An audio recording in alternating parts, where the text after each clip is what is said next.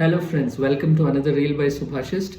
Today we will look at Jawaharlal Nehru, the first Prime Minister. Let's remember his major contributions and why is he under constant attack by the ruling regime. Nehru was very much part of the Gandhian Congress.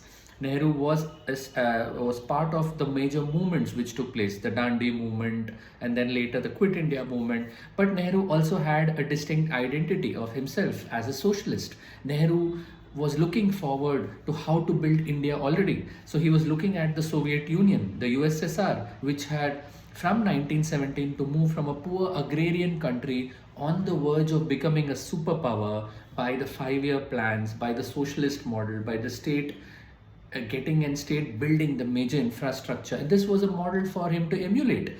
Let's move forward. He becomes the prime minister, and what does he do? He first goes on to establish his vision, very well put as temples of modern India.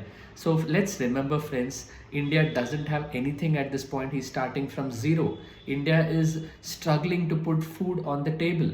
India is importing food grains, and that too, no country is giving us the food grains. So we are struggling to, import food grains and feed the people. There are the horrors of partition which have taken place.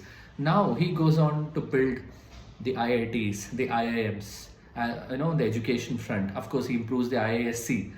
On the ISRO, space research, he does, of course, ISRO, and establishes the DRDO.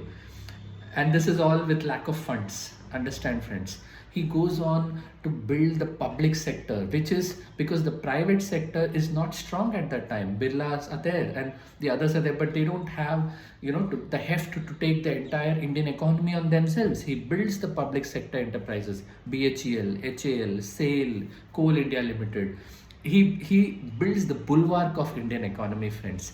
Yes, he does make some mistakes when it comes to some assessments, when it says with China, because let's now come to his foreign policy. What is he trying to do? He's trying to form the non-aligned movement, an integration of those countries which have become independent recently, like India, like Egypt, even China. And that's why he has a soft corner for China. He wants India, China to be on the same board.